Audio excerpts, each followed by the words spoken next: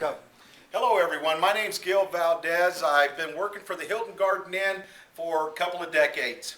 We're constantly trained and retrained on the hospitality business, on how to make contact, and also take care of our guests, which is very important. They pay our checks.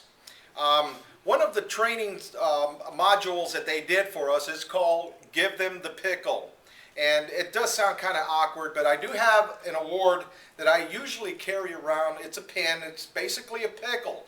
And what it stands for is this. There was an entrepreneur that was running a very successful restaurant, and he had his regular guests that would come by. As time went on, he noticed that he was losing revenue and some of his most important guests.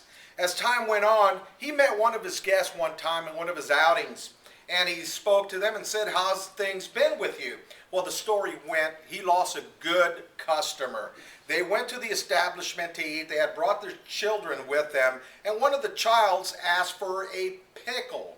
The waitress came up to them and said, "I'm sorry, that's going to be 75 cents.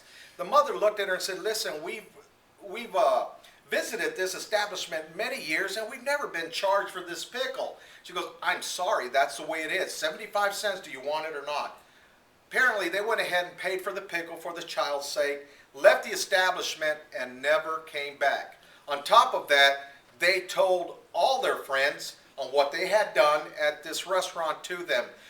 Because of that, it wasn't only them, it was the surrounding community, the friends that were close-knit together that got wind of this and said, "Hey, if they're charging you for a pickle, why should we go there?"